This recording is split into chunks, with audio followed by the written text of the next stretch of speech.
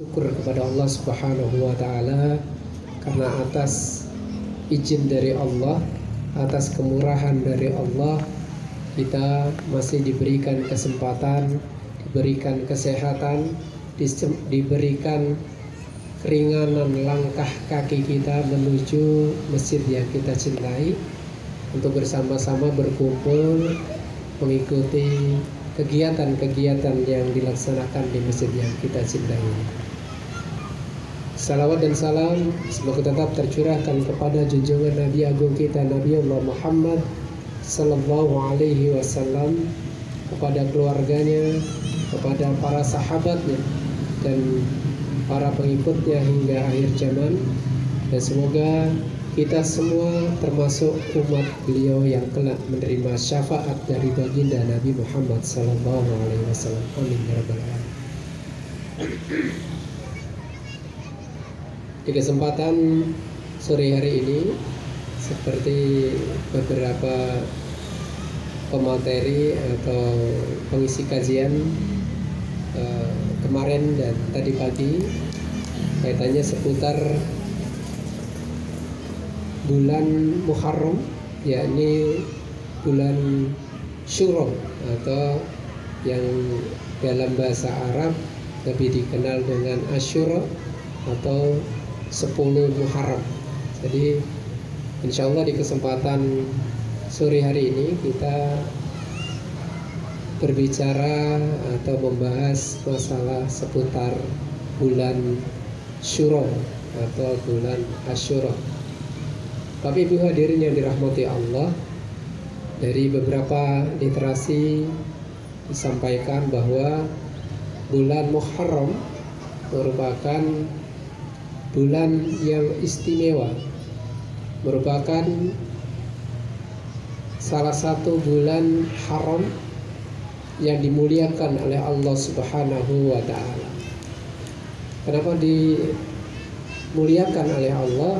Karena bulan Muharram merupakan salah satu bulan yang memiliki beberapa riwayat atau sejarah yang luar biasa yang berkesan bagi umat Islam. Bahkan tidak hanya umat Islam,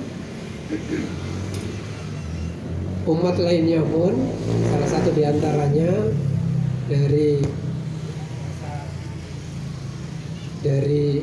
bangsa Yahudi itu juga memperingati bulan Muharram ini sebagai bulan istimewa bagi mereka. Kenapa demikian? Di zaman baginda Nabi, di zaman Rasulullah, itu orang-orang Yahudi ketika tanggal 10 Muharram itu melaksanakan puasa. Walaupun umat Islam juga kemudian sama-sama menunaikan puasa sunnah di 10 Muharram atau disebut dengan bulan tanggal 10 Muharram atau puasa Asyura. Namun kemudian ada penyelisihan yang istimewa dari baginda Nabi, karena kecintaannya baginda Nabi terhadap para nabi sebelumnya, maka kecintaan itu diwujudkan dengan menyelisihi. Tidak hanya tanggal 10 Muharram kita berpuasa, disunahkan berpuasa, tapi kemudian ada hari ke-9 atau Tasu'ah. Jadi Tasu'ah dan Asyura kita disunahkan untuk berpuasa. Namun ibadah ini kemudian yang Tasu'ah ini belum kesampaian oleh baginda Nabi, karena beliau sudah dipanggil oleh Allah Subhanahu wa taala. Jadi di bulan Muharram itu Nabi memerintahkan, mensunahkan perintah sunnah untuk berpuasa tanggal 9 Tasu'ah dan tanggal 10 Asyura.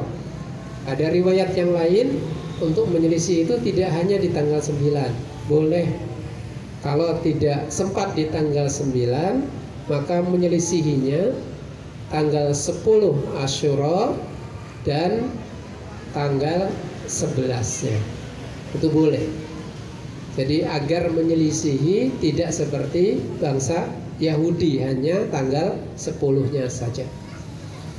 Bapak Ibu hadirin yang dirahmati Allah, lantas apa yang terjadi dengan tanggal 10 itu sehingga diistimewakan oleh bangsa Yahudi, dan kemudian Nabi pun sangat mengistimewakan tanggal 10 itu?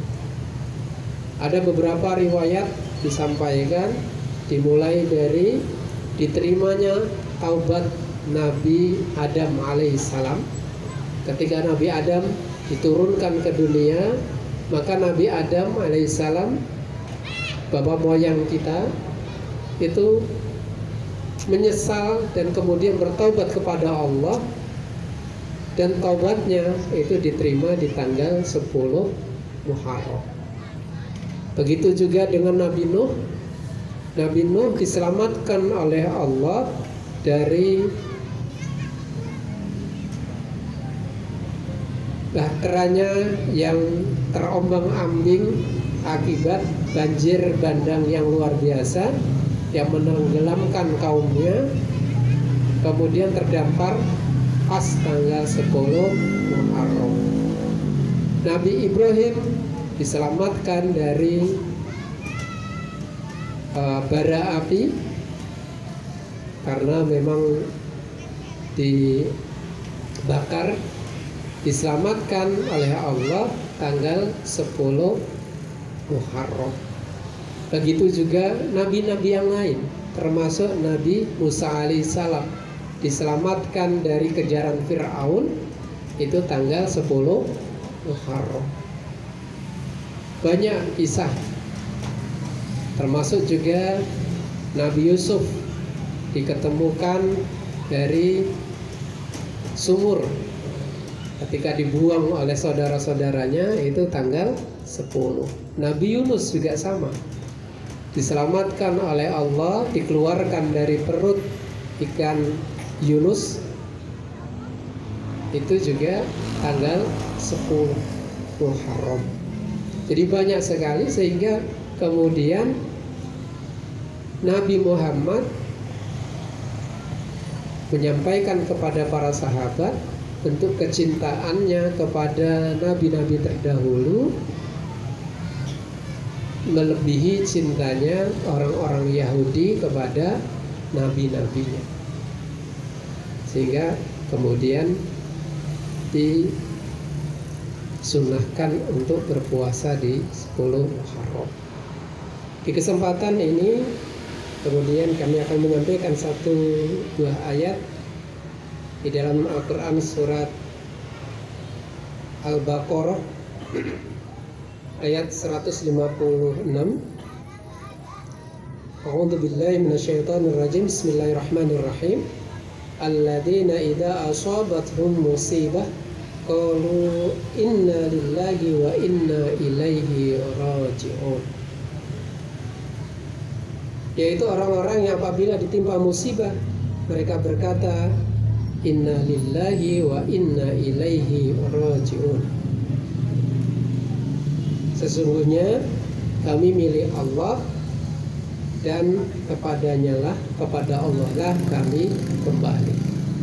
Ini merupakan bentuk nilai-nilai akidah yang luar biasa yang ditanamkan dalam diri pribadi seorang muslim. Kenapa di kesempatan ini kami menyampaikan ini? Karena hampir seluruh nabi dan rasul yang mengalami musibah itu tidak pernah di awal disampaikan akan mendapatkan langsung pertolongan dari Allah.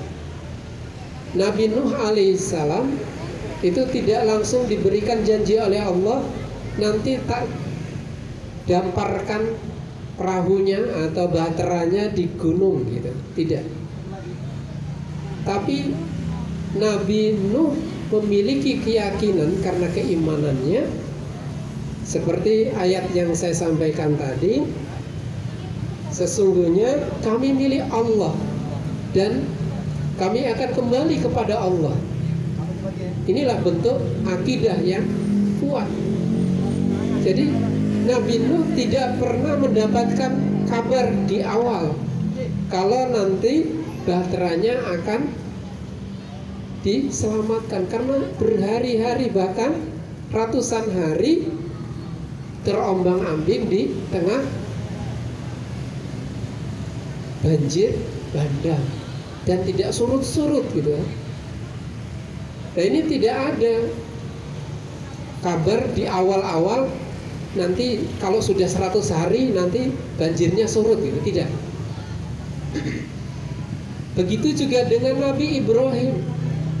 Nabi Ibrahim ketika dibakar itu tidak ada informasi di awal kalau nanti apinya jadi dingin, itu tidak ada. Yang ada adalah keyakinan dari Nabi Ibrahim bahwa Allah akan memberikan yang terbaik. Begitu juga dengan nabi-nabi yang lainnya. Itu tidak ada yang mendapatkan informasi di awal kalau akan langsung mendapatkan pertolongan dari Allah Subhanahu wa ta'ala.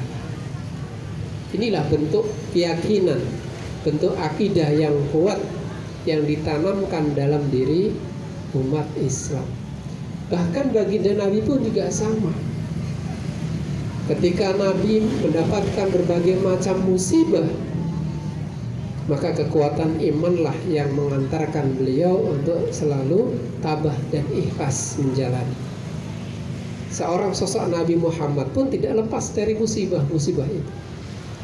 Bahkan cobaan yang diberikan kepada baginda Nabi jauh lebih berat ketimbang cobaan yang diberikan kepada umatnya. Banyak kejadian-kejadian yang sesungguhnya menjadi ibrah untuk kita semua, menjadi contoh untuk kita semua agar kita senantiasa menjaga akidah kita.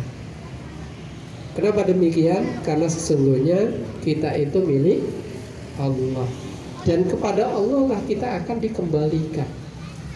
Jadi yang memegang kita semua, memegang kehidupan kita, memegang segala aktivitas kita adalah Allah Subhanahu wa ta'ala. Kalau kita sudah memiliki keyakinan ini, insya Allah maka keimanan kita akan semakin baik. Seperti yang disampaikan tadi pagi oleh Ustadz Furdan, bahwa kita harus berprasangka baik kepada Allah. Kalau kita sudah berprasangka baik kepada Allah, maka apapun yang Allah berikan kepada kita, itulah yang terbaik untuk kita. Musibah atau bencana apapun yang ditimpakan kepada kita, cobaan apapun yang diberikan kepada kita, sesungguhnya itu bentuk kasih sayang Allah kepada kita. Bisa jadi ketika kita mendapatkan satu cobaan atau musibah dari Allah, Allah sedang mencurahkan kasih sayangnya. Kenapa demikian? Bisa jadi kita terlena, kita lalai, sehingga ada satu waktu kita itu lalai dengan Allah, lupa dengan Allah. Tapi karena sayangnya Allah kepada kita, Allah kemudian mengingatkan kita, menegur kita dengan cintanya. Cintanya Allah bisa jadi kadang menimpakan musibah untuk kita, menimpakan sesuatu yang tidak nyaman untuk kita. Kadang kita diberi sakit oleh Allah agar kita bisa banyak berzikir kepada Allah. Kadang ketika kita sehat, kita lupa. Kadang kita lupa kalau kita sedang diberi nikmat oleh Allah. Nikmat yang diberikan oleh Allah ini bisa juga merupakan bagian dari ujian dari Allah. Kenapa demikian? Karena sesungguhnya nikmat sehat itu merupakan bagian dari ujian. Bisakah kita memanfaatkan waktu sehat kita untuk bisa ingat kepada Allah, untuk bisa mendekatkan diri kepada Allah? Kalau kita sedikit lalai kepada Allah, dan alhamdulillahnya Allah kemudian sayang kepada kita. Allah akan timpakan rasa sakit untuk kita sehingga kemudian kita tersadar. Kita akan sadar bahwa oh ternyata Allah lebih menyayangi kita untuk bisa merasakan sakit.